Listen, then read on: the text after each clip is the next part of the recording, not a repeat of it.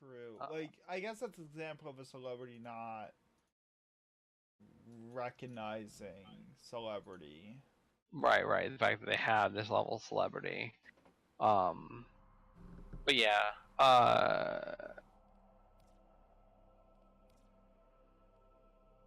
Do you want to run sorties? We have to run 3 sorties for the week.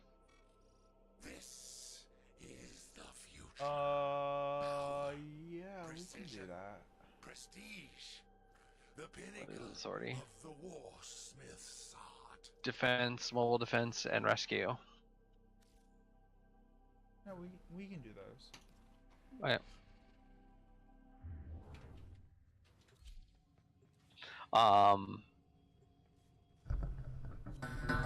Oops, sorry.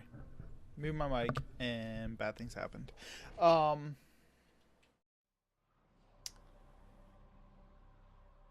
Well, and Jared's talking about QuakeCon keynotes. I think like even that was kind of like more kind of the idea of sharing kind of stuff that sharing work more than like looking for attention, looking for attention and praise for work, or for celebrity. I don't know what that is.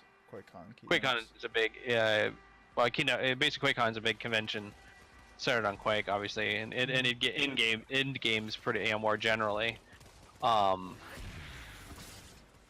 so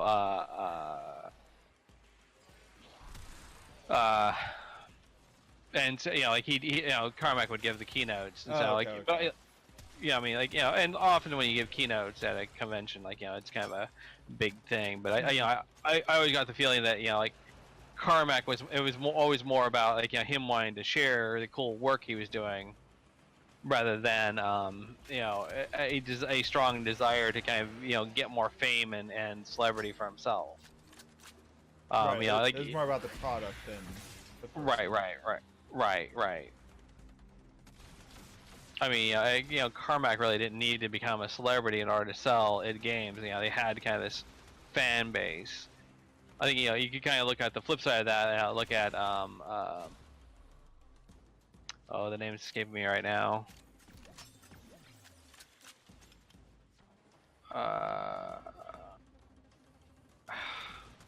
The level designer for id. Yeah, this is gonna annoy me.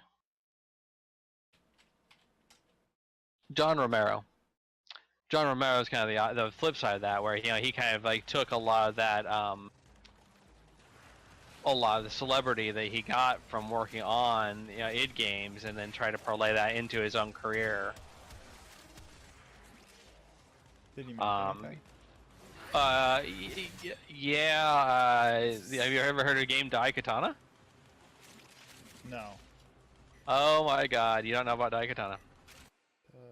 It is amazing. It was basically a first-person shooter, and it was one that it's basically like it was an early game that tried to use AI and stuff, and kind of the idea being that you would have these AI characters to go along with you, and they had this grand story and this big idea about but basically in the end it basically was in the end the game itself was kind of like lackluster.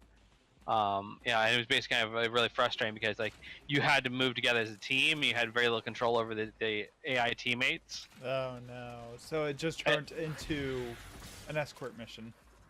Or like you get the accent like, but I can't leave without my friend Superfly. Superfly being one of the NPCs that yes, and it was that type of game where someone thought naming a character Superfly was a good idea. Oh. Yeah, that is the appropriate response. Oh. No, this is an entirely appropriate response. So when do we make our flat Earth game? Now that you're starting to realize that maybe making this game thing is not so hard. Yeah, it just became one of those things that and so it became kind of infamous about in the industry. About and I've met Romero a couple times. He doesn't seem like somebody who's just completely full of himself. I mean, yeah, we'll say he has a healthy amount of self-confidence at least. But Fair. like I kind of get the feeling that yeah,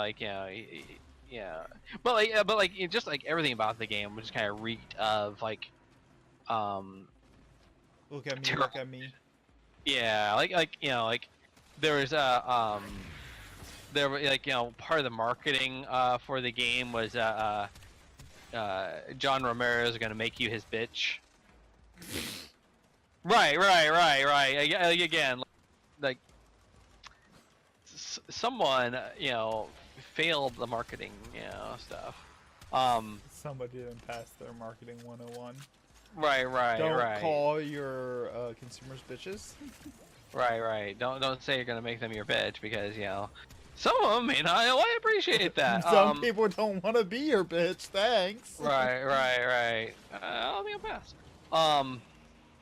Right. And so yeah, it was just like this example of like but it felt like a lot of this kind of felt like him trying to cash in on whatever celebrity he had gained by working on other id games. He was he's a level layout guy for Doom, which has amazing levels, don't get me wrong, and like I've seen the tools that people use to create these things. Like this is not an easy process creating these levels early on in the game, so early on in the history. So,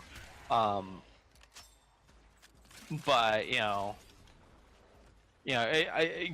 some of it kind of feels a little bit like squandered potential. He basically I mean he's still around and making games. Like he kind of followed a lot of developers when when mobile was a big thing, and or when social media games were big, and he kind of created a social media and a mobile game a studio. But he was never it never felt like he was able to kind of recapture what what kind of like got him his popularity with Doom. It felt like he was always kind of like chasing after that and never quite finding it. I see a game on his repertoire Right. called Dangerous Dave, and I'm just fascinated now. Oh, that was a very early game, I think. 1988. Yeah. I just like the name just jumped out to me. I'm like, let's look at this. Right. And so, well, I mean, I if I remember correctly, it's a platform. I mean, like Yeah. keep in mind, like in the late '80s, early '90s, like a lot of like there's a lot of game development. Like game development was kind of like the Wild West in some ways. And so like this is probably this was almost certainly like a game. This might be a game that was kind of like he copied on a floppy disk and stuck into Ziploc bags with a sheet printed off of instructions. It was, in fact. Wait, where'd it go? Yeah, it was it was Windows, DOS, Apple II. Right. Yeah, probably. Yeah. And so like I mean like this is where a lot of people in the '80s and the '80s kind of got their start, was doing these tiny little games that and lots of people did it, but like again like some games just kind of like happened to hit big and some games didn't, and then of course some games kind of like got a little popular after the fact because like, oh well this person worked on this other famous game, and but in the past they worked on this game, so